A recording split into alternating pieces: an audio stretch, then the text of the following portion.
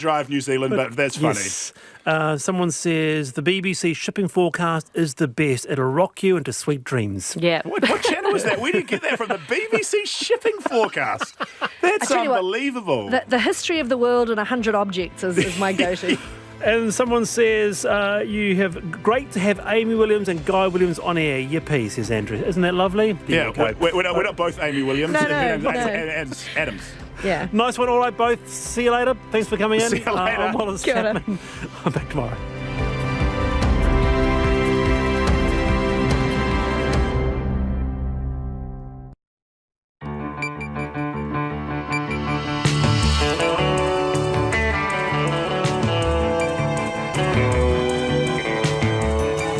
Whakarongo mai koe ki te reo irarangi o Aotearoa. This is Checkpoint on RNZ National. I'm Lisa Owen. At Haere nei, the government slaps another padlock on the border gate. There will be no changes to MIQ requirements this year and probably not even in the first part of next year.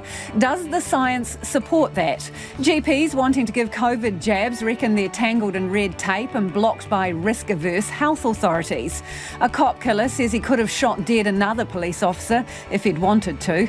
A Christchurch developer tries to chase away homeless people with an 80s pop hit on High Rotate, and more heavy rains on the way to an already soaked Westport. And 10 days into the search for a baby orca's whānau, can Toa actually be saved?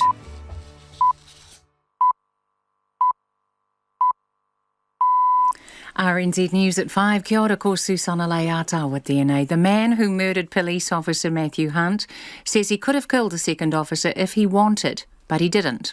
And the High Court in Auckland, Eli Epiha, has given evidence in his own trial. He admits murdering Mr Hunt in West Auckland in June last year, but denies the attempted murder of fellow officer David Goldfinch.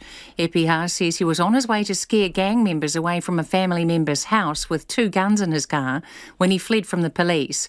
He says he crashed trying to avoid a rubbish truck, then fired a warning shot so Mr Goldfinch would run away. If I wanted to kill him, I would have killed him straight away instead of firing a warning shot. Epiha admits firing more shots as Mr Goldfinch ran and hid behind a car, but says none of those bullets were meant to kill him either. The COVID-19 Response Minister has given the government's clearest indication yet that current MIQ arrangements won't be changed until at least early next year. But Chris Hipkins says that as vaccination rates increase, other options could be considered. Longer term, and again, I don't want to put a time frame on this, but it might include things like alternative isolation options, like people isolating at home when they come back into the country. But that's a way away. It's not going to happen this year, I don't think. And certainly in the early part of next year, I'd imagine that things are going to continue much the same way as they are now. Chris Hipkins says New Zealand won't be taking what he calls a bold approach when it comes to easing restrictions as other countries have. The Director General of Health has echoed concerns expressed by the World Health Organization that many people mistakenly think the pandemic is coming to an end. Ashley Bloomfield says the number of global cases rose by 30% in the last fortnight, and 500,000 cases are now being reported every day. Cases are on the rise in many countries, including, for example, in the UK, where we have seen a surge in cases that has increased as restrictions have been lifted, with 2 days last week having over 50,000 cases reported each day. Ashley Bloomfield says the Delta variant is causing serious problems. Meanwhile, MedSafe has issued an alert about a rare response to the Pfizer vaccine among younger people, particularly men under 30. It says there have been reports of people experiencing inflammation around the heart after the second dose. Dr. Bloomfield says the symptoms, chest pain and shortness of breath, are typically mild and people tend to recover quickly after treatment. He says the alert is to make sure health professionals are aware the symptoms may occur. Government officials have sat down with Chinese embassy diplomats after they demanded a meeting amid heightening geopolitical tensions. New Zealand this week joined an international call for China to stop state-sponsored cyber attacks. Here's our deputy political editor, Craig McCulloch. The embassy's retort was furious. It called the claims irresponsible, malicious smears.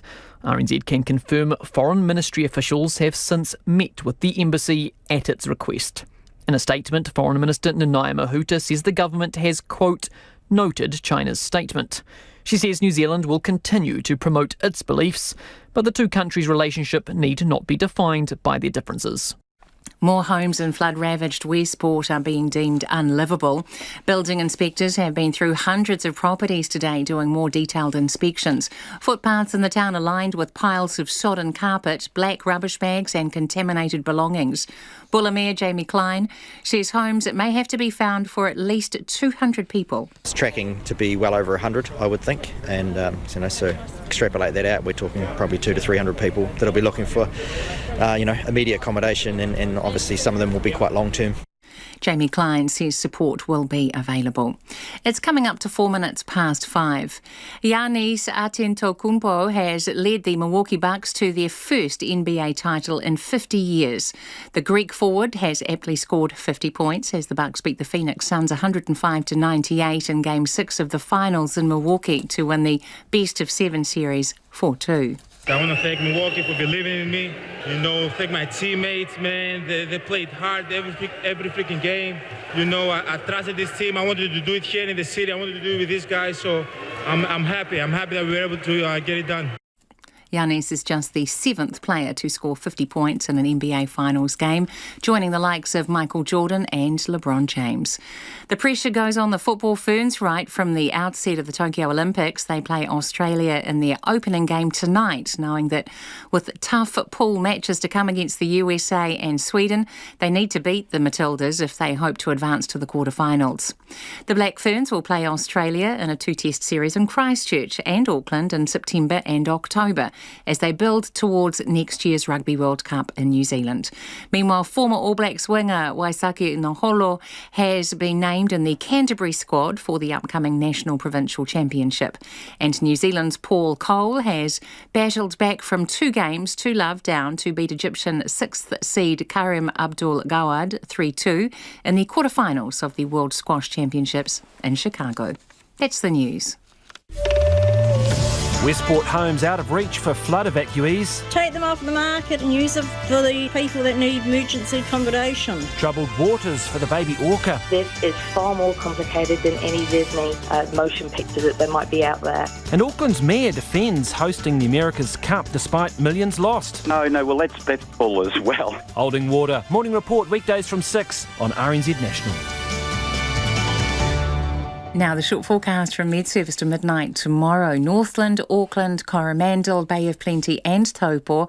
Rain over Northland, spreading elsewhere tonight, possibly heavy, then easing to showers from the west. Showers clearing most places tomorrow afternoon. Waikato to Wellington, including Taihape and Wairarapa. Showers, some heavy until early tomorrow morning with possible thunderstorms. Gisborne and Hawke's Bay, cloudy periods, patchy rain tonight and early tomorrow. Northern Marlborough, Nelson, Buller, Westland and Fiordland. Rain or showers, some heavy with possible thunderstorms north of Fiordland, clearing from the south tomorrow.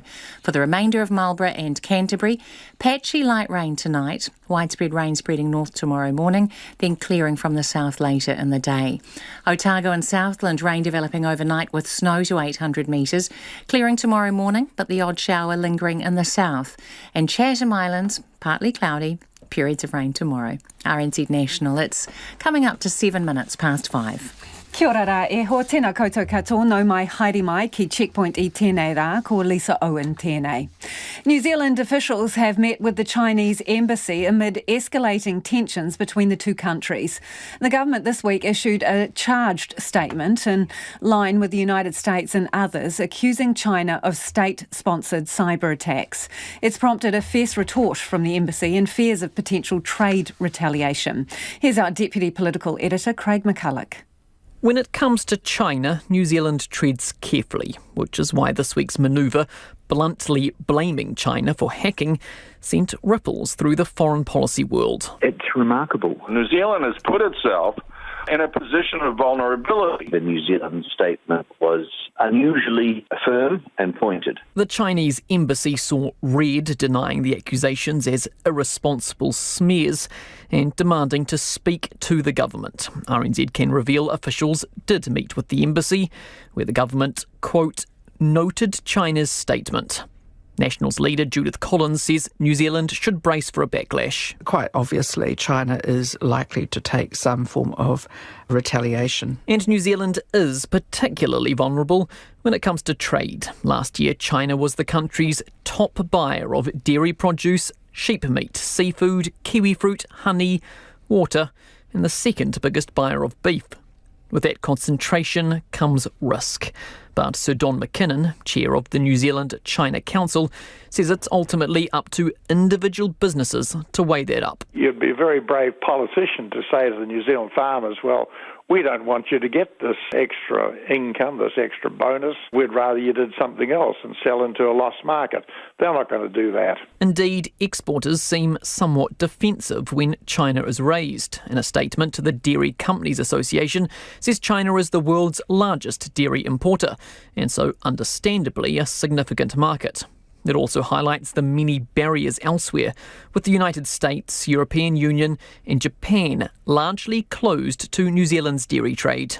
Sir Don says the government does need to continue striving for free trade deals with the EU and Britain. These are bumps in the road that you get from time to time, and you just have to ride them through. The Meat Industry Association acknowledges it too sends a lot of product to China, but rejects suggestions it's overexposed.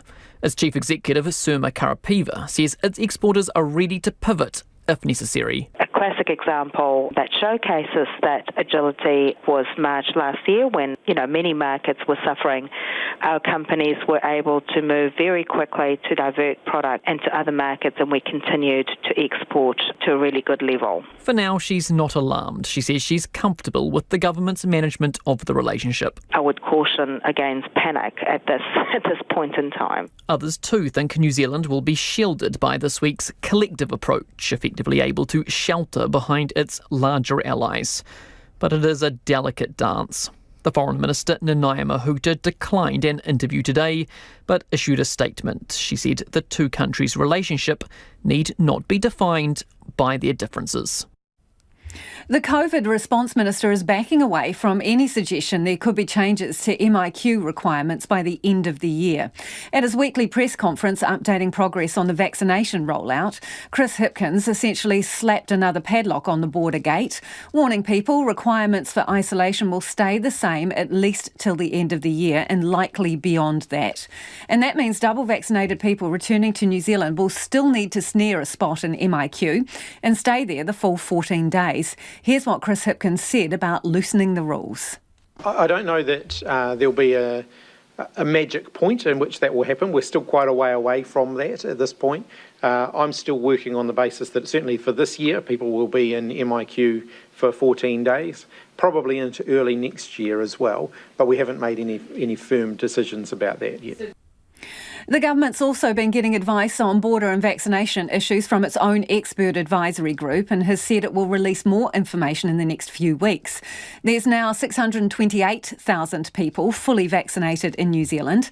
Joining me now is Auckland University Professor of Medicine, Des Gorman. Kia ora, Des. So no change in MIQ requirements till the end of the year, maybe beyond that. Is that a logical position to take? No, I don't think so. I think on the one hand, recognising that so many of us are unvaccinated means you need to take a very cautious approach to things like travel bubbles and border management and contact tracing doesn't mean that you can't reward people who are vaccinated. And if I'm fully vaccinated and coming from a low-risk country and I isolate for a few days, have a negative pre-departure test and I go home, agreeing to leave my phone on so you can track me, and I spend several days at home, then have another test. It just makes no sense that you're going to make me go into an MIQ facility and occupy a space that someone who doesn't meet the criteria I just described would be better placed in. So I think there's got to be a reward for vaccination. And if we try to treat everyone the same, regardless of the vaccination status, we'll end up with a situation like they do in the UK, where when you get to a certain threshold, like 60%, the demands to actually throw open the doors and abandon all forms of precautions just becomes overwhelming. So I think we need a more nuanced response. I want to talk about the UK a little bit more shortly, but in terms of double vaccinated people, when you talk about being rewarded for stepping out and getting your jab, at what point should that reward kick in, Des? At what point can you safely give them another option around MIQ. Is that now or sometime in the future? No, it's absolutely now, Lisa. If I've been vaccinated and I've had several weeks since my second dose of something like Pfizer or another messenger RNA vaccine like Moderna, there's absolutely no reason why I shouldn't have a vaccine passport, and that passport should give me some liberty of movement. And certainly it should preclude me from having to go to MIQ if I'm coming from a low-risk country. To wait until we have herd immunity before you actually recognise that the vaccinated people don't face the same risks is simply to lack the nuancing and subtlety and approach that we need to see. But they can still be transmitters, right? So do we not need a kind of minimum level of mass vaccination in order to give double vaccinated people that freedom? Well, look, I think the answer is, from a national point of view, yes. But from an individual point of view, if I'm travelling from a low-risk country and I isolate for several days and have a negative departure test, then I isolate when I get home for several days and have another negative test, then in fact the odds start, the risk becomes incalculably low, particularly with vaccines like Pfizer and Moderna. And if you think about it, Lisa, this is what air crews are doing at the moment, and it's working perfectly well for them.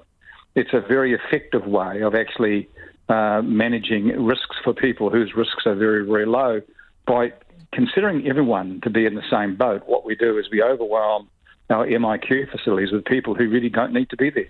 Air crews would argue this, though, Des, that when they are outside of the country, their movement is very much restricted. They're basically stuck in a room at their end destination. So they would argue they're not mixing and mingling. Oh, look, I think that's true, and that's particularly true of places like the UK, for example, where there's lots of disease. But that's why I said if I'm coming from a low-risk country and I isolate for several days before I come home, if you calculate you're looking at a low-risk country, then multiply that by the risk of me having disease, by the chance of having a false negative test before I leave, and then isolating at home and having another false negative test before I leave, you're getting down to ridiculously low risk and very ridiculously low odds. The point is we have a limited ability to quarantine people, and we should be restricting it for those who we need to quarantine, where we need to exercise the greatest level of caution. But if we're all going to wait until we have herd immunity, I fear, as I said before, we'll get to the situation like they are in the UK, where the desire to open the floodgates becomes so overwhelming that you roll over and actually give up all form of caution. So the UK strategy, right, where all bets are off, basically, and there's no public health rules, you don't have to wear a mask, it's up to you to choose to do that. No social distancing enforced, no crowd control as such. Is that strategy putting New Zealand at risk? Yeah, well, it does in a sense of if the UK goes ahead with, well, the UK is going ahead with it, they will generate new mutant strains of the virus. They will generate new forms of the virus, which may well be more infectious and less vulnerable to vaccination than the strains that already exist. There's the threat to us. The upside of it is they're about to engage in a natural experiment that I don't think we should even contemplate. And I think the warning for us, Lisa, is how do you manage the expectations of the public? Once we get to 60-odd% immunisation, and that's a long way away, but when we get there, how do you manage the expectations of the public somehow that there's going to be this transition from isolation to integration overnight? And that's why I think there needs to be some way in which we can address the integration drive now with people who are vaccinated. And that's why I think we need a more nuanced approach. Otherwise, you end up with the UK where you have an all or nothing approach, which I think is well, I use the word reckless, but let's be more generous. Let's say it's very brave. So in terms of the UK strategy, and you talk about people coming from what you consider to be low-risk countries, double vaccinated, there should be nuanced MIQ requirements. There are a lot of New Zealanders in the UK, Des, as you would appreciate. So in terms of our borders, double vaccinated people coming from the UK with their current strategy, would you consider them to be high risk and they need to be in MIQ for 14 days, regardless of whether they're vaccinated or not? Yeah, sadly, yes. And a lot of them, don't forget, will be vaccinated with AstraZeneca and other vaccines which don't give the degree of personal immunity that Pfizer and Moderna do. I mean, AstraZeneca is a very good vaccine for the UK because it stops, while only about 2/3 of people become immune, those that aren't immune don't get so sick, they don't go to hospital, they don't die, they don't transmit the virus so much. And also the virus doesn't mutate as much in vaccinated people. But in terms of a nuanced approach where we're saying you can isolate at home. I think we'd have to say at the moment for people from the UK, they probably don't meet those criteria I spelled out before. So what's going to be critical is some kind of proof of vaccination, right? A vaccine passport. And the Minister is suggesting we could still get that up and running by the end of the year. So, I mean, do we have the technical infrastructure for that? And what might it look like or operate? Well, it's a good question. The answer is it look like your driver's licence, I guess, and you'd have a little chip in it which is embedded details about when you were vaccinated and what dose you had, what batch it was and so on. I mean, the credit card companies can turn that around in a couple of days, for goodness sake. The end of the year, that's not particularly ambitious, is it? I mean, we need some form of integration pathway now, not waiting until some magic time early next year. So the sorts of plastic cards we're talking about with embedded chips, the technology already exists. It doesn't exist in the Ministry of Health or elsewhere in the bureaucracy, but just go and talk to the banks about how they do it. Go and talk to anyone else how they can actually give you a plastic card with information embedded on it that's personal to you within days. Des, the COVID response minister has said very plainly today they won't be taking a bold approach in terms of our borders and MIQ. Is anything you're suggesting today, do you think falls into the category of bold? Oh, I think it falls into the category of sensible because at some stage you have to transition from isolation to integration. And if you're going to do that as a step change when you get some magical point of immunisation, you face all sorts of threats in the meantime, not the least of which is managing compliance. And at the moment, we are a very compliant, very well-behaved community. Now, to maintain that, there's got to be some sort of logical and rational way forward. And there certainly has to be some sort of reward for immunisation as compared to, look, we're going to wait to reach some magic figure. And as I mentioned, listened to you several times, the pressure that's going to come onto the government to actually open the doors when we're only two-thirds of the way there and haven't seen the journey out, I think that pressure is going to become overwhelming. Good to talk to you. That is Professor of Medicine Des Gorman. Homai o whakaaro, love to hear your feedback on that one. Nō reira anei na kaupapa mo te hōtaka nei. So, should there be a reward for being vaccinated and what should that look like at our borders and MIQ?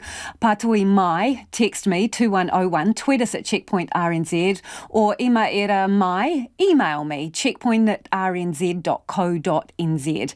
It is almost 21 minutes past 5 and you're with Checkpoint on RNZ National. Kia ora rawatu mo te whakarongo mai e haere nei. We're live to Tokyo where the games are getting underway. Now a traffic update before we move on. Train services on Auckland's Western Line both ways between Britomart and Kingsland have been cancelled because of severe weather. Auckland Transport says scheduled buses will accept rail tickets. A crash is also blocking the left lane westbound just after Upper Harbour Bridge in Auckland, and Waka Kotahi says motorists need to merge right with care to pass and do expect delays. Traffic is now queued on State Highway 18 westbound from Albany Highway to Upper Harbour Bridge. Good luck out there. The man who murdered a police officer says he could have killed a second officer if he wanted to. Eli Epiha admits killing Constable Matthew Hunt on an Auckland street in June last year. He denies the attempted murder of a second officer and today took the stand in his own defence at his High Court trial. Ane Katie Todd. Eli Epiha, who admits killing police officer Matthew Hunt, taking the stand today. He denies attempting to kill Hunt's colleague, Constable David Goldfinch. If I wanted to kill him, I would have killed him straight away instead of firing a warning shot. Epiha admits firing on Officer Goldfinch as the constable ran and hid behind a four-wheel drive and dropped to the ground to hide. Epiha says none of those bullets were meant to kill him. He says the bullets were intended to keep Goldfinch running, and he can't explain why he shot so many times. He told the court he was on a mission to scare gang members from the house of his distressed brother-in-law. In the car that day on Rainella Drive in Massey, he had two guns, including a Norinco semi-automatic.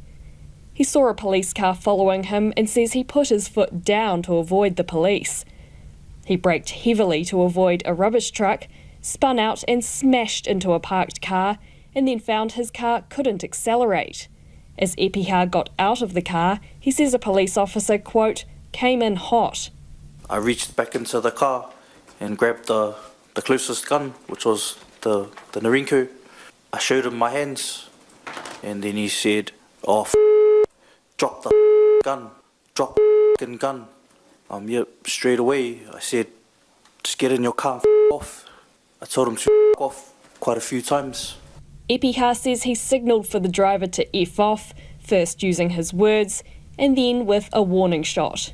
He shot dead Constable Matthew Hunt that day and wounded Constable David Goldfinch. The jury has also heard the police statements of Natalie Bracken. She's accused of being the getaway driver.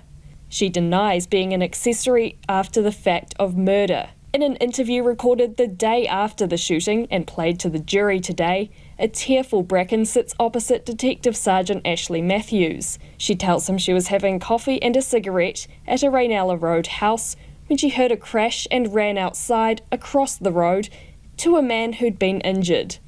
She recalls seeing a gunman, a big dude, she says, with a familiar face, who she didn't know, firing at two officers who were trying to get away. Ms. Bracken told the interviewing officer the gunman was shooting at times from less than 2 metres away. She remembers when one of the officers ended up on the ground. When I looked up, he was already lying on his back on the ground. Okay, and then shooter come back up to him? Yeah. And done what? And shot him again. Earlier in the trial, the jury saw footage recorded by a nearby resident, which appears to show Bracken leaving Raynella Drive in a silver Mazda with the gunman in the passenger seat. In the interview, Bracken tells the officer it's her ex-boyfriend's car and she drove the gunman because he threatened her. As she ran across the road to retrieve her phone, she said he told her to get him out of there. Ms. Bracken told the officer she was scared and didn't want him to keep shooting, so she retrieved the keys and got behind the wheel. We had the gun out and everything. I was like, is that hurry up? Take me with the gun. So I jumped in the car and just drove him away. Bracken said the gunman showed her directions on his phone and they drove for about 10 or 15 minutes before she dropped him off at a house. As she drove, she remembered him saying, "Drive, drive, I just killed a cop," and then calling his partner and friends to tell him he loved them, he was sorry, and he was going to jail for a long time. Well, a short time ago, Epiha told the court he stopped and looked at Constable Matthew Hunt and was thinking about helping him out when he shot him. He also told the court he planned to hand himself into the police after saying goodbyes to family. It is 25 minutes after 5. Kia mau tonu mai, you're listening to Checkpoint on RNZ National. The Tokyo Olympics are finally underway despite the ongoing threat of COVID-19, and after a year-long postponement, the world's biggest sporting event has begun this afternoon. Day one of competition includes New Zealand women's footballers who will kick off later tonight. There's still plenty of international scrutiny about holding the games amid a global pandemic. Ko taku hoa anai ko Clay Wilson, who joins us from Tokyo. So Clay, competition is finally underway there in Japan. Kia ora, Lisa. Yes, despite the opening ceremony being 2 days away still, competition does get underway in a very hot and sticky Tokyo today. 3 women's softball games, and that opening game we had the host Japan scoring a big 8-1 win over our friends Australia. Those games were played not actually here in Tokyo but in Fukushima, which is about 300 kilometres to the north of us here in Tokyo. There's also women's football matches being played today. They've been played at venues all around the country. So yeah, a big day for organisers and athletes after all the hurdles they've had to overcome to get to this point and get. Oh, Clay, we just lost him from Tokyo. We might be able to get him back because there's some action coming up in the next few days for the New Zealanders. So that was Clay, who's in Tokyo, and I'm just being told to hang fire. We might be able to get the link back up from Clay. No, we don't have him. We'll try to get back to him a little later. So people who regularly walk down one stretch of Christchurch's central city may get the feeling they are always hearing one particular very catchy Rick Astley song blasting out onto the footpath. And that'd be because they are never going to give you up over and over and over again. It's all in a bid to deter the rough sleepers who have picked this stretch of central Christchurch as their preferred sleeping spot. Anei te kairi poata a Rachel Graham.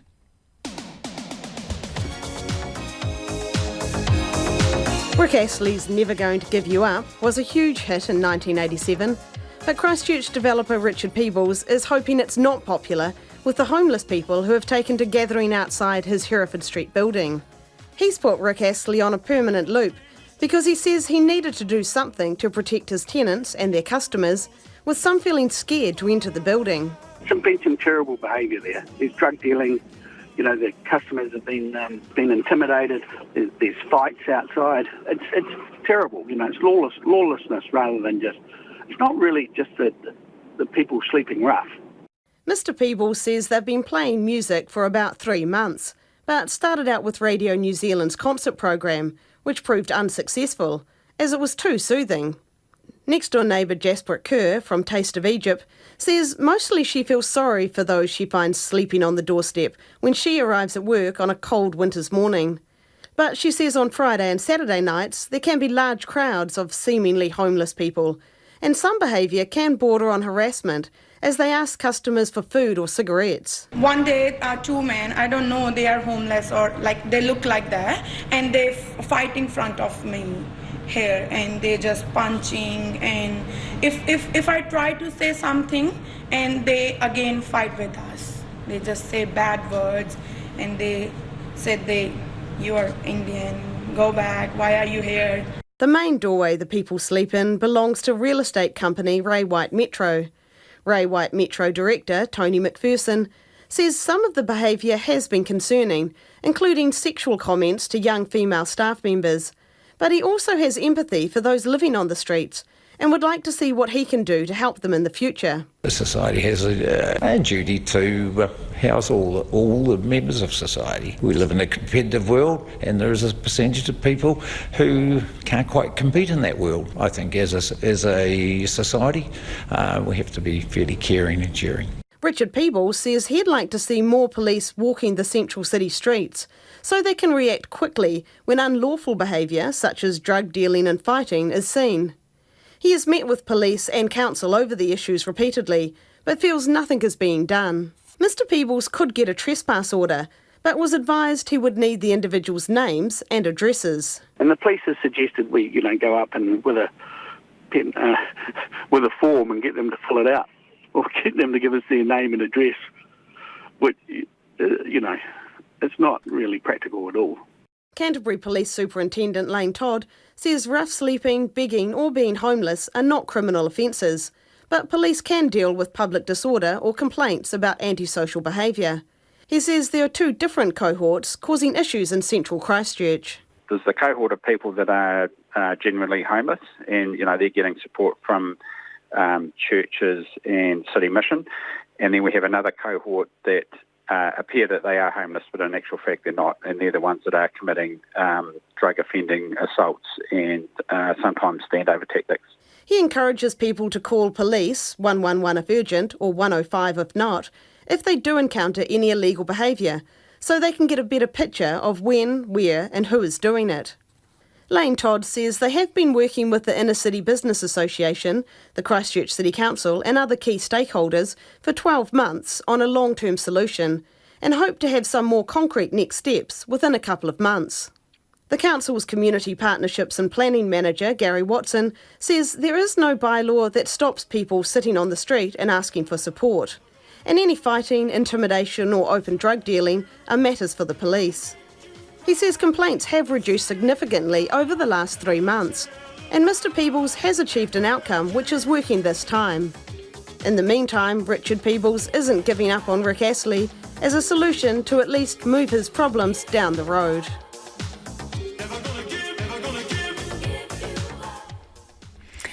Right, well, the New Zealand women's football team is playing Australia tonight before the Olympics open. That's 11:30 our time tonight, the game gets underway.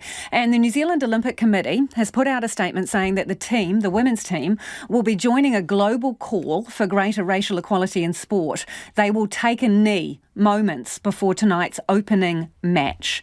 So the women's football team will take a knee. The New Zealand Olympic Committee chef de mission, Rob Waddell, says he fully backs the players as they become some of the first Olympic athletes to advocate for social justice under the new IOC rules. Now, those rules changed recently. They allow athletes to protest, if you like, not during their event and not on the medal podium, but they can do so beforehand.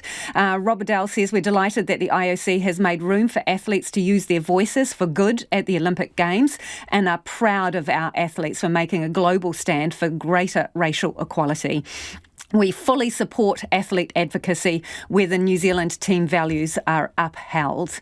So that is tonight before the opening Olympic match between Australia and New Zealand. The New Zealand women's football team will take a knee.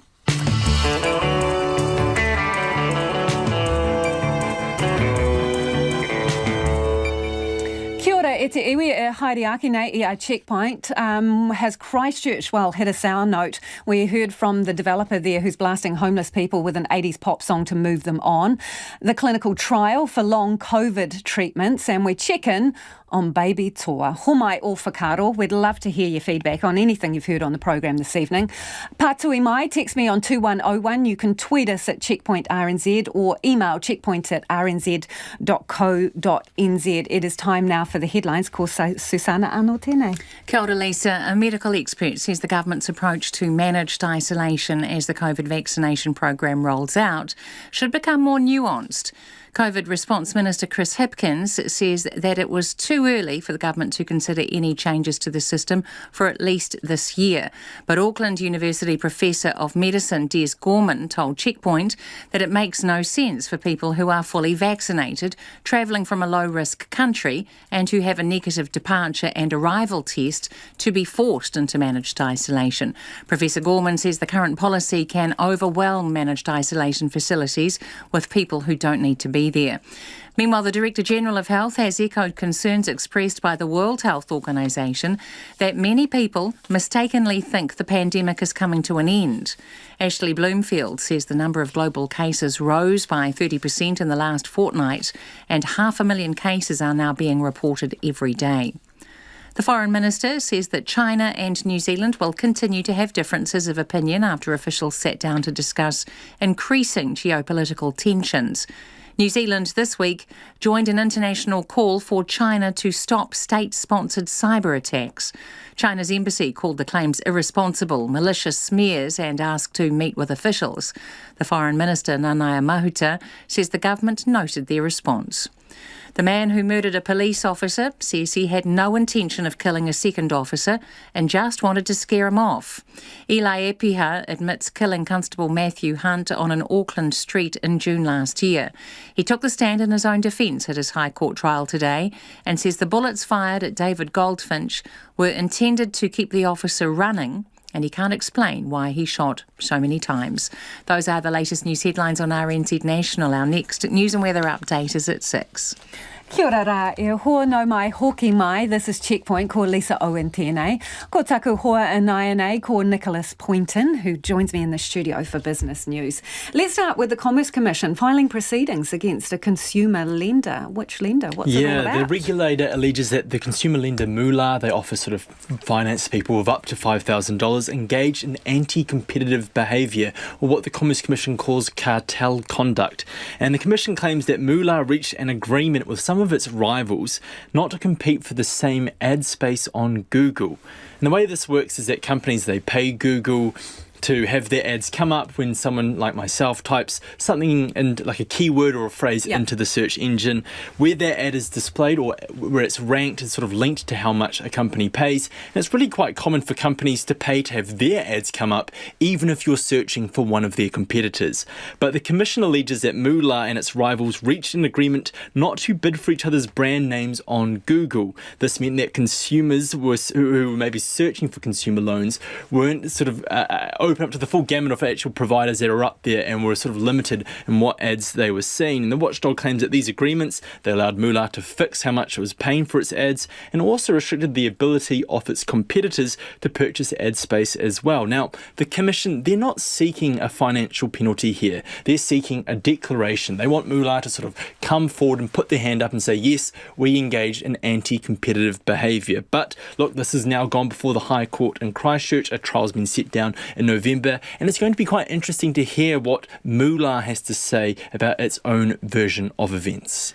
Yeah, it might be too early to know this yet, Nicholas, but I mean, that's a very interesting issue to pick up on. Do they say how they worked it out? No, see, the thing, when these sorts of proceedings are filed, the Commerce Commission doesn't necessarily come out with, lots of information that's sort of whether they were tipped off or whether this was something they were noticing in the market. But look, that information, all that detail, will be really interesting to come out when, this case does go to court. Okay, well, this next one's a real surprise, isn't it, Nicholas? A new study highlighting sexist attitudes that women entrepreneurs face. Yeah, this was a report from Auckland University's School of Business. They wanted to look at the unique challenges that women face when it comes to sort of raising capital or finding new investors to sort of grow their business. There's quite limited research covering sort of the financing landscape in New Zealand, but there are no studies that look at sort of the unique challenges that women face in this space. And among the things that this research found after speaking to about 26 women entrepreneurs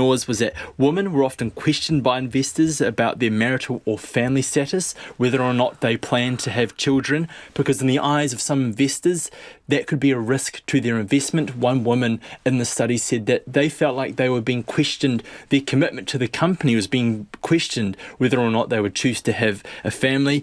Women also received comments about their clothing, what was appropriate and what was not.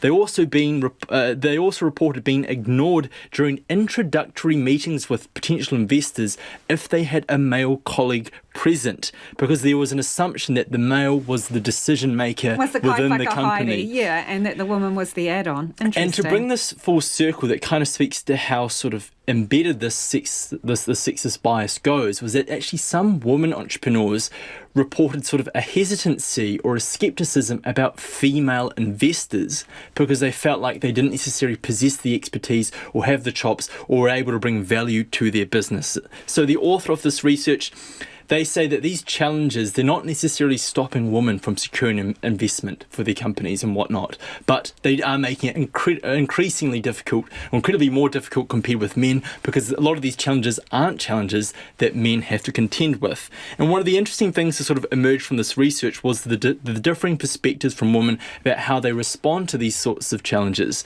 Some women were saying that they were advised not to call out this sort of sexist behaviour because there was a risk that they could sort of isolate themselves, rock the boat, maybe inhibit their ability to actually, bring new investors into their business. On the other hand, though, there were some women that sort of acknowledged that, yes, this sexism does exist, but you just have to accept it and get on with it. Well, the author of this report says, no, you shouldn't have to get on with it. They're of the view that it's actually incumbent on the investment community itself to lift its game, confront its own biases, and create an environment which encourages women to come forward and doesn't alienate them. Let's take a spin around the markets, Nicholas. So the NZX is up 58 points to 12,709. The dollar 69.1 US cents, and quite strong at 94.6 Australian. Ngā mihi mō te rā, Nicholas. And on that subject, Nicholas, talking about their sexist behaviour experienced by women entrepreneurs. Let us know what your experience is. Text us on 2101 and you can tweet us at Checkpoint RNZ. Would love to hear from you on that one. Too much red tape and extremely risk-averse health authorities mean family doctors have been put on the back burner when it comes to giving COVID vaccinations, according to one of the country's largest GP co-ops. 628,000 people are now fully vaccinated in New Zealand, but ramping up the rollout has been reliant on large shipments of Pfizer arriving on time. Auckland doctor Nicholas Cooper says he's been through the training and completed the paperwork, but there's still no word on if and when his practice will get vaccine supplies. There's a set of tasks we had to undertake to be ready to administer the vaccines, including online courses, and we've done all of that, and we've been ticked off by the PHO that has some degree of responsibility for us. So we've got the nod that we're fine to do the job. We just don't get the vaccine. In your mind, who do you reckon is best to administer these vaccines? At present, with the current system, it would be best if it was done in primary care by the GPs, purely because they've got the infrastructure already set up and a lot of experience to do it. Ko Dr. Nicholas Cooper Tera. ProCare represents more than 170 general practices around Greater Auckland. Its Tumoake, clinical director Dr. Alan Moffat, is desperate to have more GPs vaccinating. We've been really pushing to, open up GPs being able to vaccinate, because it's actually what our patients are telling us that they want as well. And for ProCare, we've got 90 practices that are willing and able to vaccinate, but we've been, held back by barriers from basically the DHB and the ministry. And we did manage to remove those barriers, so we're about to broaden the number of practices going live each week, but then we hit the vaccine supply issue. But now we are ready to go. So from the end of July, we should be starting to really get increased numbers of practices around Auckland vaccinating. So what were the barriers? If you had 90 practices that were willing to do this, what were the hurdles to getting them across the line? I think the first thing was that, the DHBs were fixated on this model of large super vaccine centres and local vaccine centres where they were setting up ad hoc new facilities, and that's a huge undertaking. And they didn't have a team sort of resource to look at the primary care side of it. It was only just one person, and so the reality was that they were so focused on making that happen with an army of people working on that, and only one person working on the whole primary care strategy side of it, and so it just didn't happen. They were also incredibly risk adverse around, what needed to happen, and didn't appreciate that actually general practice vaccinates people every day of the week and do so incredibly successfully and safely, and that this vaccine wasn't all that different actually. And even in the early days when we had more constraints around cold chain and shelf life, it was still a very doable thing. But now, of course, it's got a lot easier to do because the shelf life is longer and it really can be treated like any other vaccine. So that risk-averse approach, I mean, what did they think you weren't up to? Because, as you say, GPs give injections every day of the week. Yeah, look, our practice nurses are highly trained immunisers and are very familiar with, the rules around that. There are some differences for this vaccine around drawing up and low dead space needles and so forth that is different to the normal sort of vaccine. But once you master that, it's not difficult. But they seem to be imposing a whole lot of rules as if they were setting up a super vaccine centre from scratch, using inexperienced staff, new graduates from nursing school who'd never vaccinated before, rather than treating general practices already having processes and in place. So the standard operating procedures were just so bureaucratic and difficult that most practices were put off. So too much red tape to get out of the start gate? Absolutely, red tape that was not adding any value. Okay, so you've got these 90 practices that are willing to be involved. How many of the 90 are actually, giving injections? We've only got 11 at this point in time. We've got another 3 going live this week. Across Auckland metropolitan areas, so the 3 Auckland DHBs, we've been limited to 10 practices per week. And even though we have got 10 approved each week because of vaccine supply sort of issues, even though we've got 10 approved per week, we haven't got that number vaccinating because some still haven't met their requirements. Okay, so I'm clear on this, Alan. You mean every week your goal is to add 10 more GP clinics to the vaccine rollout? No, that was the DHB's goal. Our goal is that we need to have as many as we're able to have each week go live. And so from the end of July, we are envisaging that we can have many more than 10 per week. And so we can start to make it a normal thing that people very soon should be able to go to their GP and get their vaccine done for those practices willing and able to do so. So the ones that have dotted their I's and crossed their T's, have they actually got COVID vaccines? Have they actually got Pfizer stock? No, and the truth is that the DHBs control the access to the deliveries for the vaccine, so we have to go through that approval step before general practice can get access to it. There is quite a lot of additional training involved because apart from the drawing up of the vaccine, there's a new COVID immunisation register process that people have to train and learn on. It all has to be loaded correctly. There's quite a lot of administrative burden attached to that, but most of that the practices are familiar with, but they do need to do training and be familiar with how it's recorded to make sure that the national booking system is updated and so forth. So actual number of GP practices putting Pfizer in arms right now from ProCare is how many? 11. So 11 who have got the stock and are actually administering injections. correct. Do you think it's a mistake that there are not more GPs doing this in the rollout? Absolutely. I think it's, and this is no news, I wrote to the Director General way back in March, I think it was, but it was early on anyway in the process, basically saying, look, why aren't you involving general practice in this? We could have a distributed model. We could achieve far more volume than what the NRHCC, which is the network of DHB's coordination centre, are planning to do. And why not do this? And basically the response was, well, we're going to enable DHBs to involve primary care, but it's up to the DHBs. So, we've been limited, and we have been pushing very hard to say, this should be the norm, because many people, and in fact, if we look at the uptake across Maori and Pacific populations, it's actually way below equity. And I believe that if we had targeted the right practices earlier on, we'd be doing much better for that really high-risk population group. And the elderly who struggle to travel, sometimes to get to the super vaccine centre, it might be 2 or 3 buses that people have to catch. And if you don't have transport, actually it's much easier to go down to your local doctor's surgery and have the vaccine there. And what about the reluctant starters? Do you reckon you've got more chance of getting them over the line? I think if somebody they know and trust is recommending it, I think that will help. So, if the advice is coming from a nurse or a doctor at the surgery that they're used to, then I think that will help, actually. And as we manage to vaccinate more of those people and they're feeling well and there's no problems with it, then other people will also have confidence to go and get vaccinated. So, Alan, what needs to happen now to, gather momentum in terms of GPs? Well, last week we did get the green light with a new process for approving practices to go live, and PHOs are now going to take the lead in making sure that practices are ready, and we hope that we'll have many more numbers per week approved. It still requires DHB sign-off, and we hope that that's not going to be a bottleneck.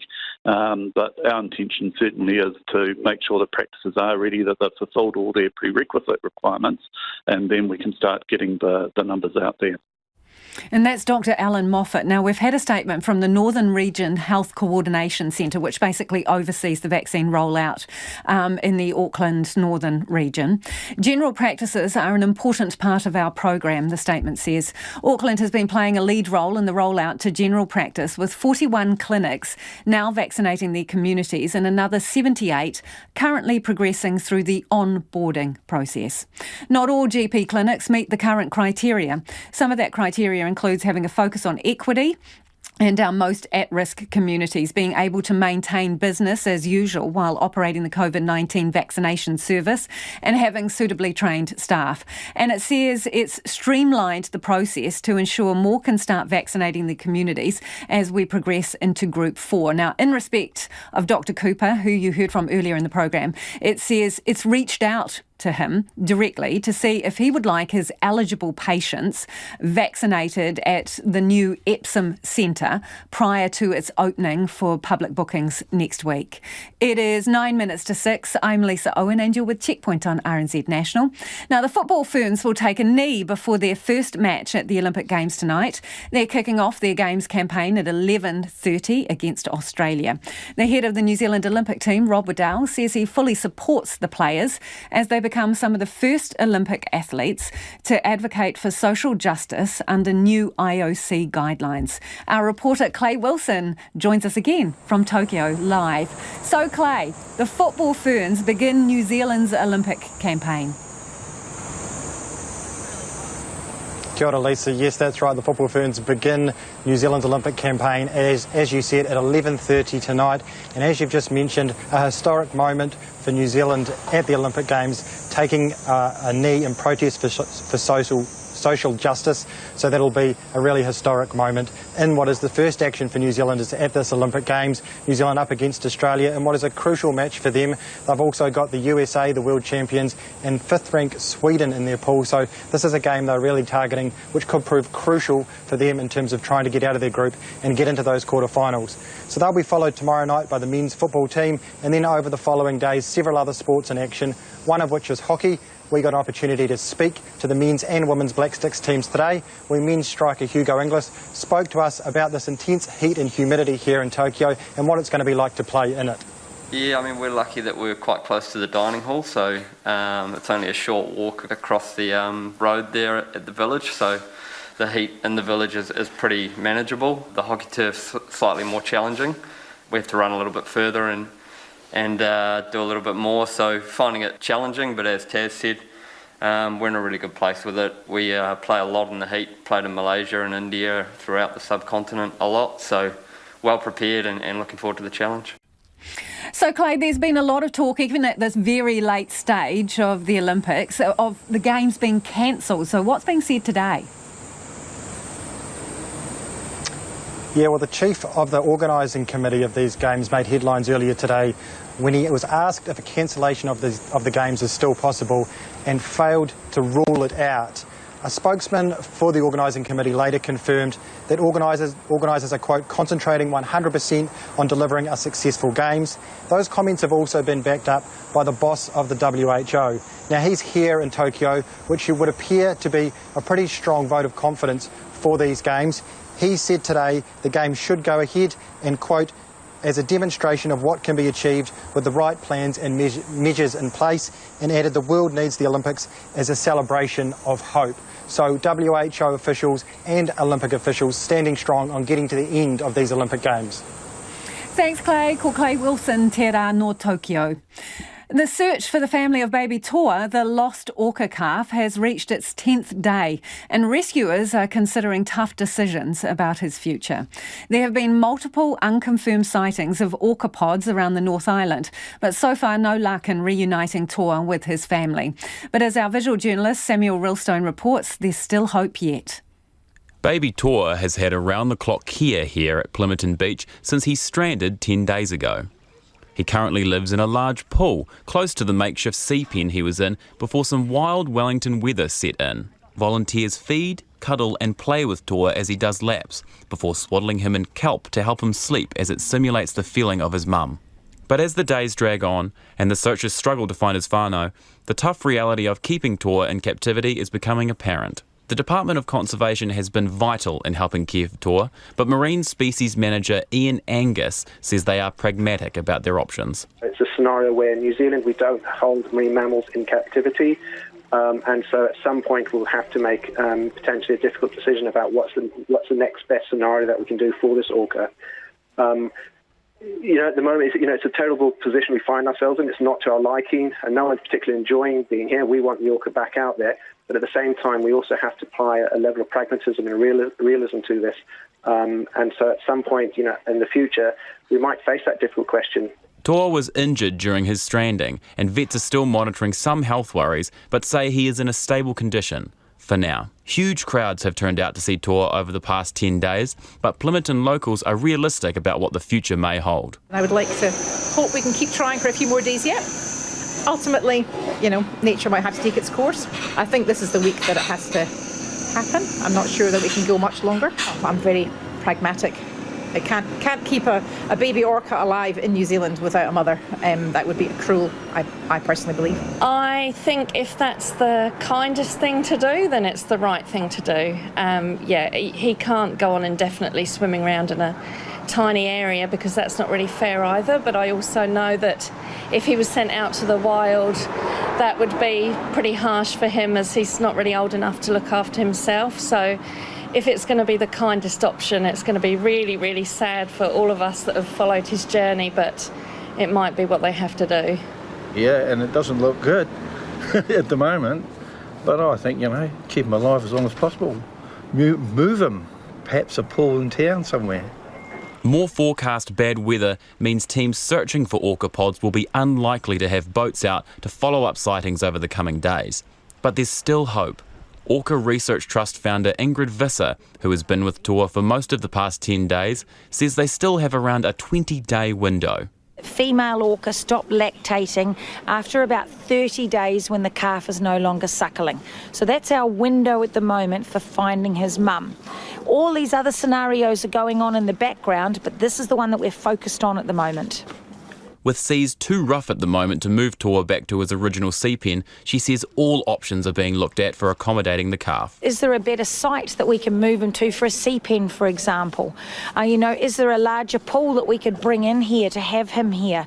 That we're not excluding anything at this stage. We've had a lot of advice from the international experts on orca in captivity and orca in rehabilitation, and they're saying that as long as his parameters are okay, as long as he is responding okay, we can maintain this. We're concerned we don't want him to become a yo-yo whale going from the pool into the sea pen, because that's not good for him either. So we're just in a slight holding pattern at the moment until we can get confirmation on this weather that's coming. Obviously he doesn't want to be in there and we don't want him in there, so our plan is to get him into the sea pen as fast as we can. Should Toa's health deteriorate, the Department of Conservation will consult with Ngāti Toa if it needs to look at euthanising the animal. But for now, the search continues for baby Toa's family, soon to be in its 11th day. For anyone who has a sighting of potential orca pods, they are encouraged to contact the Department of Conservation. Now, so much feedback from you all regarding vaccinations and MIQ. A doctor's got in touch to say, I agree there should be a reward for being vaccinated with Pfizer. Wonder if vaccinated people should have brief MIQ stay on first arrival for 3 days to get first swab, then isolate at home. Government may want to wait until a more sizable portion of the population is vaccinated until they roll out a program. Think there would need to be a significant penalty for breaking home isolation until almost all the population is vaccinated. Another listener, not having a bar of it though. Reward, 3 question marks. WTH, 2 exclamation marks. Nonsense. As a 64-year-old male, I had the vaccine because it's the right thing to do for the greater good. It's actually not about me. The more that vaccinate, the safer everyone in the world will be. Simple. This listener reckons entrance to nightclubs, music events, etc. should only be for the vaccinated. Another person says, why are we getting vaccinated if not to allow for greater freedom? We need to have what Professor Gorman calls a more nuanced approach, not just for businesses, but also for those of us who have family overseas, whom we haven't seen in years. Less emotion and more logic in our approach, please, says Teresa. This other person says, 10 days after the last New Zealander has had their vaccine is the only acceptable answer, then we can travel. What happens if not everyone gets it though? RNZ News at 6, ngā mihi nui ko Susana Leata tēnei. The man who murdered police officer Matthew Hunt says he considered helping the young constable as he lay on the ground. Eli Epiha admits murdering Mr Hunt in the Auckland suburb of Massey last year, but denies the attempted murder of another officer, David Goldfinch. In the High Court in Auckland today, he said he only shot at Mr Goldfinch to make him run away. Epiha told lawyer Adam Couchman he didn't want to answer questions about Mr Hunt because that's not what the trial is about. But he described seeing the fallen officer on the road. I looked at him and What were you looking for? I was thinking about helping him. I was thinking about helping him out. Eli Epiha has not said why he shot Matthew Hunt. The COVID-19 response minister has given the government's clearest indication yet that current MIQ arrangements won't be changed until at least early next year. Chris Hipkins says that as vaccination rates increase, other options could be considered, such as allowing returnees to isolate at home. But he says even that is unlikely to happen this year. Mr Hipkins says New Zealand won't be taking what he calls a bold approach when it comes to easing restrictions as other countries have. However, Des Gorman, who's a professor of medicine at Auckland University, says people who are fully vaccinated shouldn't need to stay in managed isolation when they arrive in New Zealand. Professor Gorman told Checkpoint a cautious approach is needed because of New Zealand's low vaccination rate, but people who are fully vaccinated should be rewarded. If I'm fully vaccinated and coming from a low-risk country, then I isolate for a few days, have a negative pre-departure test, and I go home, agreeing to leave my phone on so you can track me, and I spend several days at home, and then have another test. It just makes no sense that you're going to make me go into an MIQ facility.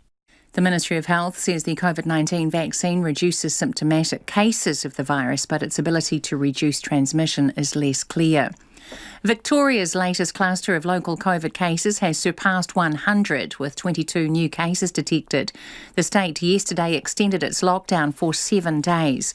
The country's Deputy Chief Medical Officer, Michael Kidd, says while he's concerned about the continuing spread of the virus in various states, the overall trend is not disastrous. We're seeing a very strong public health response. We haven't seen dramatic escalation of the numbers of new cases each day, and that's very encouraging. Meanwhile, Prime Minister Scott Morrison has assured Australians the government is acting with total urgency in regard to the vaccine rollout. The latest reports on the use of the Pegasus hacking software sold by an Israeli firm suggest current and former world leaders were among those whose phones were targeted. The BBC's Gordon Cordera has the details. NSO Group has said that some of these people were not targeted by surveillance and that their name appearing on this list means something else, although it's not entirely clear what this list means. Even if they had been targeted, I'm not sure that they would want to tell us. There's thought to be around 60 countries who might have been using this software. I think this latest revelation will raise quite a few eyebrows and perhaps lead to some conversations and perhaps some checking of phones. Ashburton's mayor says his council will examine its infrastructure to prepare for more severe weather in future. While West Coast and Marlborough got the worst of torrential rain and floods over the weekend, the Ashburton River surged in places, causing some road closures. Neil Brown says it doesn't take much rain to do damage because of the fragile infrastructure. He says the council will look at stop banks and the water supply system. It's going to take some planning, and we're going to have to look at our infrastructure and see if it's fit for purpose at the moment. And if it's not, we're going to have to ramp it up and make it more robust and sustainable. Neil Brown says managed retreat is something that should be talked about worldwide. It's 4 minutes past 6. The pressure goes on the football Ferns right from the outset at the Olympic Games. The first New Zealand athletes in action in Tokyo play Australia in their opening game tonight. And coach Tom Simani knows that with tough pool matches to come against world champs the USA and Rio, silver medalists Sweden, they need to beat the Matildas if they hope to reach the quarterfinals. Australia is one of the teams that we are looking to target to get a result. The Australian team's one that we know the best out of the three teams, so we get great familiarity with them, and we think that if we can get our preparation right, get our tactics right, and everybody turns up in the day, we can get a positive result. The Ferns will take a knee ahead of the match in support of greater racial equality in sport, a move New Zealand Olympic Committee Chef de Mission Rob Waddell supports. The Milwaukee Bucks have ended a 50-year wait for their second NBA championship. They beat the Phoenix Suns 105-98 in Game 6 of the finals in Milwaukee to win the best-of-7 series 4-2. Giannis Antetokounmpo led all scorers with 50 points and was named the most valuable player of the finals. Former All Blacks winger Waisake Naholo has been named in the Canterbury squad for the upcoming National Provincial Championship. Naholo, who last played for the All Blacks in 2018, recently returned to New Zealand after an injury-plagued stint at London Irish. That's the news. It's answered the heart and the cries of our people many years ago to where were we? This week on Champions of the Pacific, what does the new Moana Pacifica team mean for Pacific rugby? Check us out at rnz.co.nz under the Pacific tab, or download us wherever you get your podcasts, or listen in to Champions of the Pacific Wednesday nights at 9:40 on RNZ National. Now the short forecast from Med Service to midnight tomorrow: Northland, Auckland, Coromandel, Bay of Plenty and Taupo. Rain over Northland, spreading elsewhere tonight, possibly heavy, easing to showers from the west, showers clearing most places by tomorrow afternoon. Waikato to Wellington, including Taihape and Wairarapa, showers, some heavy until early tomorrow morning, possible thunderstorms. Gisborne and Hawke's Bay, cloudy periods, patchy rain tonight and early tomorrow. Northern Marlborough, Nelson, Buller, Westland and Fiordland. Rain or showers, some heavy with possible thunderstorms north of Fiordland, clearing from the south tomorrow. For the remainder of Marlborough and Canterbury, patchy light rain tonight, widespread rain spreading north tomorrow morning, then clearing from south later in the day. Otago and Southland, rain developing overnight with snow to 800 metres, clearing tomorrow morning but the odd shower lingering in the south. And Chatham Islands, partly cloudy, periods of rain tomorrow. RNZ National, it's 7 minutes past 6. Thanks, Susanna. No mai hoki mai. This is Checkpoint. Ko Lisa Owen tēnei. The Trans-Tasman bubble is deflating, but the government says it's not going to pop, for now at least. There are now 3 Australian states with a travel pause in place, with the announcement yesterday that South Australia will go into lockdown. The government says they're keeping an eye on the situation, but are looking at bolstering the checking of pre-departure tests at the border. Ane te kai ripoata a Charlie Drever. They say bad things come in threes, and now quarantine-free travel has come to a halt in New South Wales, Victoria and Southern Australia. Travel Agent Association President Brent Thomas says demand for Trans-Tasman flights is dropping. So it's been a significant decline for both bookings and cancellations, of course, and that's not unexpected simply because of the uncertainty at this stage. But he still thinks there'll be a desire to cross the ditch once quarantine-free travel resumes. 16 months away from loved ones, friends and families is something that is a long time, so people are still keen to get over to Australia once it's safe to travel. Despite big restrictions being placed on the bubble, there's no sign it's going to burst just yet. COVID-19 Response Minister Chris Hipkins says they're monitoring the situation. We keep the Trans-Tasman arrangements under constant review, and you've seen in the last week we've made 2 quite rapid decisions around Victoria and now South Australia, and we'll continue to make adjustments and make decisions as we need to make sure that we are reducing as much as possible the risk to New Zealand. New South Wales remains the only state where a managed isolation stay is mandatory upon travellers' return to New Zealand, but other states still require people to have a negative pre-departure test 72 hours before they fly. However, despite the highly infectious Delta variant continuing to pop up across the ditch, only about half of people are actually getting their pre-departure test checked. But Chris Hipkins says the government is looking at changing that. We are looking to continue to ramp up the proportion of checks that are being done. There is a very good chance that if someone hasn't had a test done and they try to come into New Zealand, they will be caught and they will end up spending their time the next 2 weeks in a managed isolation facility. But we will be continuing to increase the number of checks that get done. They're looking to get more border staff doing manual checks of people's pre-departure tests. National's Chris Bishop says in an ideal world, everyone would be checked. But to increase compliance, the government also needs to make it easier for people to get tests. The rules as they are at the moment is that you have to basically go to a private clinic and pay, anywhere up to $200 Australian for a private test, and the government's not accepting community testing facilities. Our argument would probably be that the government should accept those. Chris Bishop says lots of people are arriving to the airport with tests from community centres, only to be told they're not acceptable under the current rules. And an update on the traffic in Auckland now, and to be honest, it ain't pretty. There's been a crash on State Highway 18, the Upper Harbour Highway westbound. The crash is blocking the left lane and traffic is queued up from State Highway 1 to Upper Harbour Bridge. Tow services are en route. Waka Kotahi is asking people to delay their journey or allow for long delays this evening. West Coast residents are bracing for more heavy rain as the flood-hit region grapples with finding accommodation for those whose homes have been destroyed. The Associate Housing Minister visited the West Coast earlier today, announcing a helping hand for those needing a place to stay. Anea Samantha G, who is in Westport. Piles of sodden carpet, black rubbish bags and contaminated belongings line the footpaths in Westport. On the worst affected streets, emergency services are helping people clean out their houses. Many have red and yellow stickers in the front windows, indicating whether the homes can be reoccupied once cleaned or if they're not safe to live in. So far, officials say the number of unlivable homes is tracking to be well over 100 in Westport. Hannah Bill manages the cleaning contract for Buller High School. She arrived on Sunday to find debris everywhere and waterlogged rooms. We sort of come up with a plan as to what we were going to do, regrouped, grabbed our mops, ripped up some carpet, pulled them out and started getting the water out of the rooms. Her deadline to have the place cleaned up is rapidly approaching. We had a specialised machine in here, scrubbing up the dirt off the ground, as well as bringing in, the sanitising products and stuff like that. I'll be here till late Sunday, getting the school ready for the kids to come back on Monday. Alan Satherley is staying at the evacuation centre at Westport South School.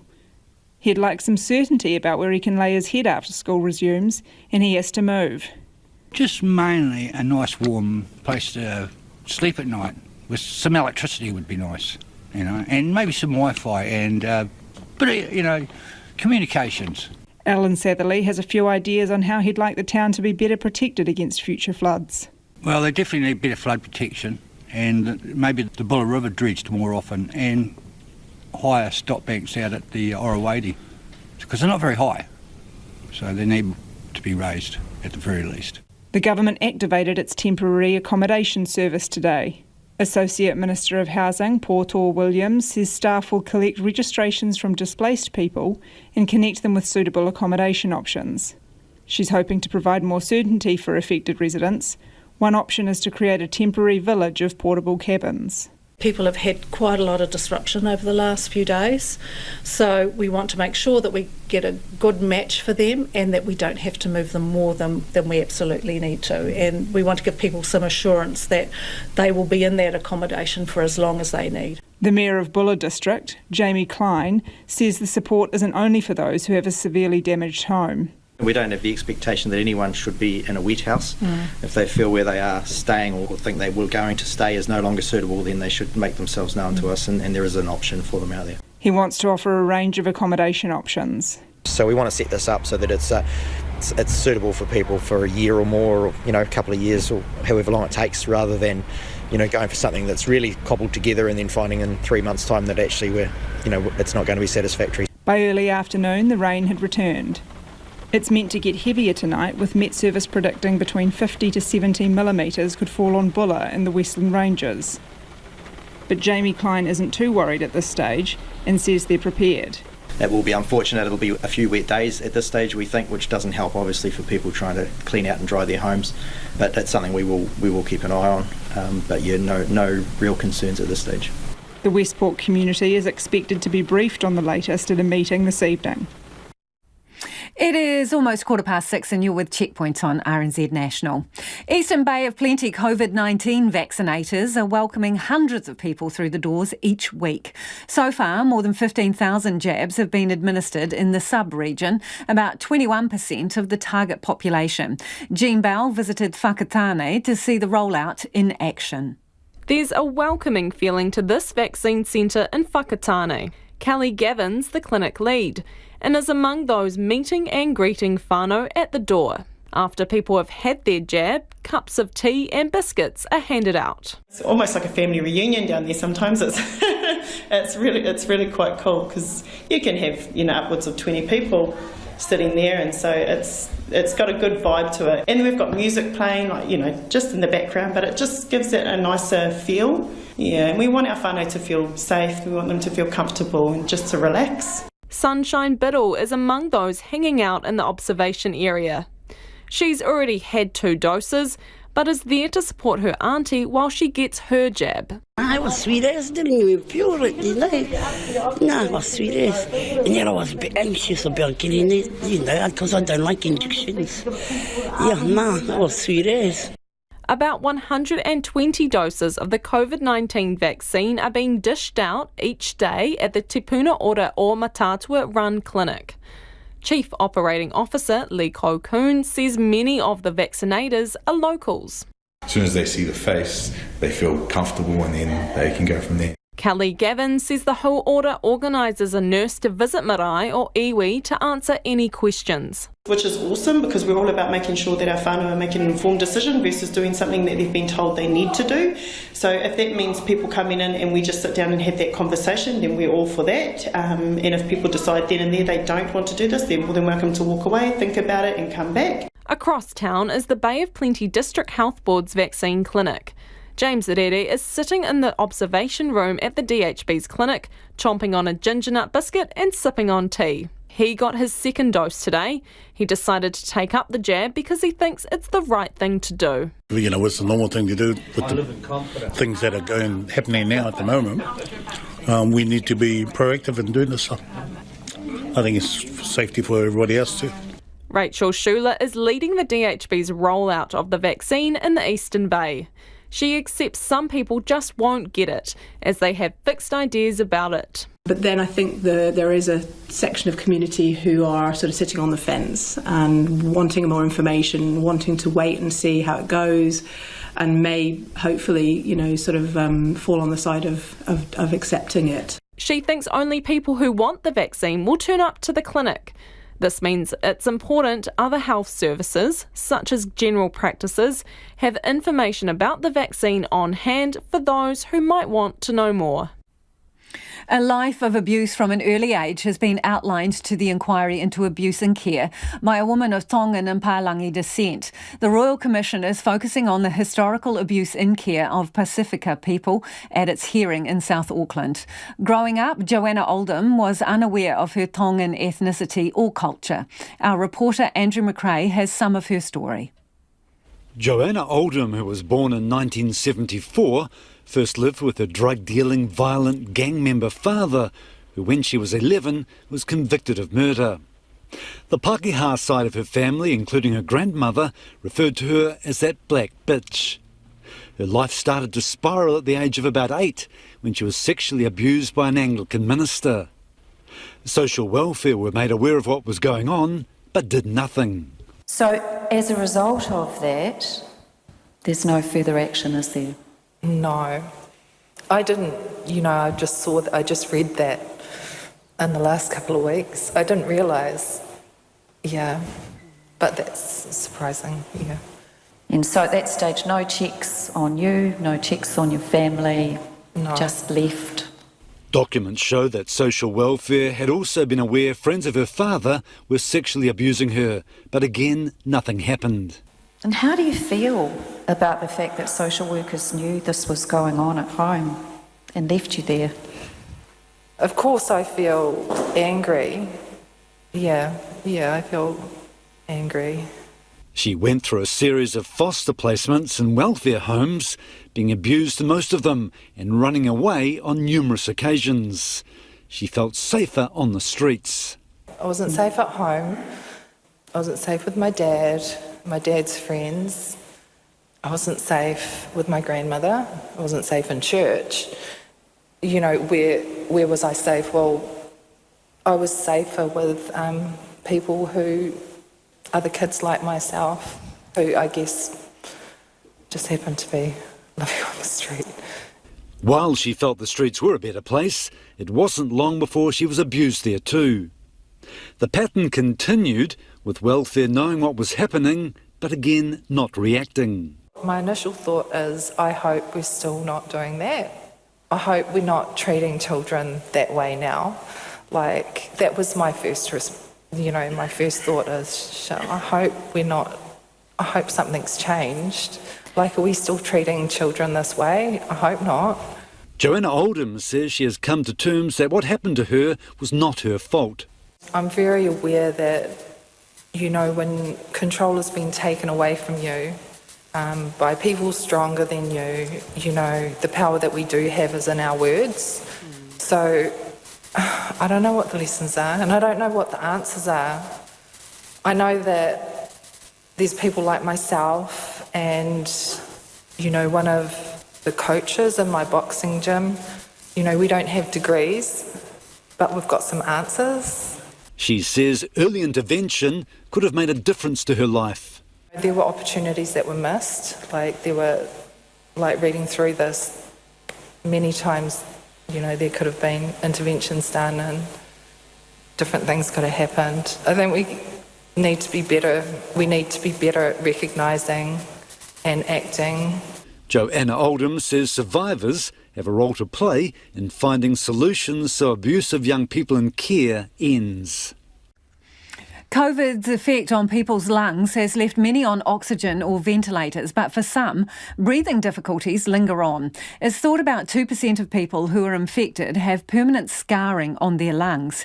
Now, a clinical trial at a London hospital is working on a new form of treatment which could undo the damage. The BBC's Catherine Burns has this report. Breathe normally for me. Normal. In and out. Breathing normally isn't something Mike Salmon takes for granted anymore. You get used to it, but yeah, you just have to think every now and then about, OK, you can't do everything that you could do before. He spent 5 weeks on a ventilator after getting COVID in March last year. He's doing much better, but is back in hospital for some tests. And Bill, keep going, keep going, keep going. Don't stop. All the way out, all the way out. Mike's lungs can only do about 60% of what they used to because COVID has left them with scars. This makes it harder for his lungs to deliver oxygen to his body properly. Blow, blow, blow, blow, blow, blow, blow. Nearly there. And relax. That was a very good effort. OK, thank you. Now, though, he's taking part in a clinical trial to try to undo that damage. And it's reunited him with someone he had a big impact on. So the first time I saw you, Mike, was right in the peak of the first wave. Lily Benton is a research nurse, but during the pandemic she's also worked in intensive care and looked after Mike at his sickest. He was unconscious at the time, though. That day, I remember it so clearly because it was so busy. We had so many patients and you were really unwell. Yeah, I must admit, Lily, I don't remember it at all, actually. At the time, I was just sleeping. I'm so glad that you were there to help me.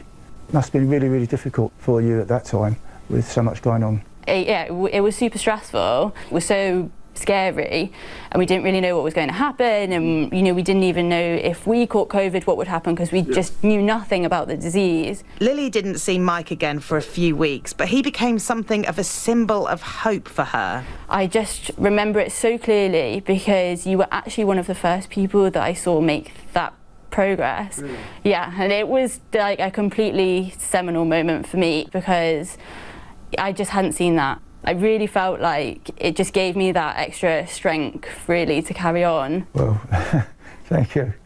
It's brilliant for me. Lily is back in her real job now as a research nurse, and she was delighted when Mike's name came up on the list of volunteers. The treatment in this trial starts with Mike himself, or at least his cells. Researchers have developed an advanced therapy they hope will essentially eat up the scars, leaving healthy tissue behind. All Mike had to do was give a bag of blood. So right now we are in our clinical research facility, and the blood is taken from the patients here. Dr. Ashish Patel is leading the trial and takes me on a quick tour. And the beauty of Guy's and St Thomas's Hospital is that we just have to walk a few yards, and that's where the cells are then manufactured for the patient. So, and then brought back here to be given back to them? Absolutely. So it's all done on site? Absolutely.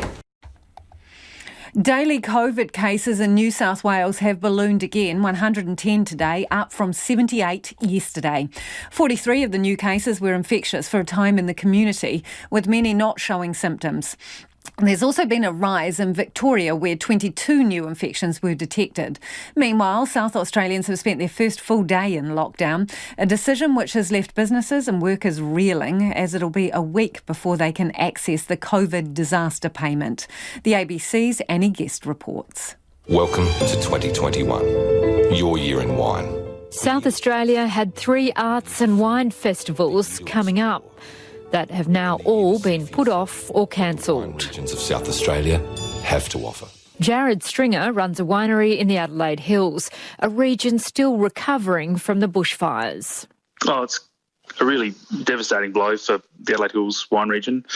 This Winter Reds Wine Festival is one of the biggest on our calendar, if not the biggest, attracting 18,000 people from all around the state and interstate. South Australia's Premier Stephen Marshall says he wants to shut down early in an effort to stop the virus getting out of control.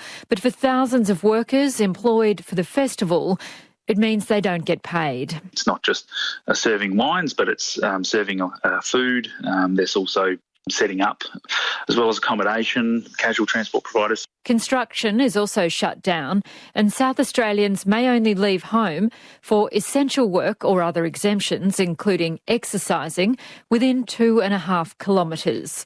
Pierre Gregor is from Kangaroo Island Tourism, which is also still recovering from fires and lost business. I think to say that they're hurting is an understatement. Public schools are closed today while teachers prepare for online classes. South Australia's COVID cases spread from a returned traveller from Argentina. And with a hospital and restaurant among dozens of venues of concern, testing lines are long. People have also been waiting a long time for testing in the northwestern Victorian city of Mildura, which has had at least 2 cases linked to the MCG. The richest person on Earth just had the best day of his life, blasting briefly into Tuarangi, space, on the first crewed flight of his rocket ship, New Shepard. The ABC's Barbara Miller has more on the Amazon founder Jeff Bezos' journey. T-minus 10, 9. There's a new space race, no longer contested by nation states, but by billionaires. 2, 1.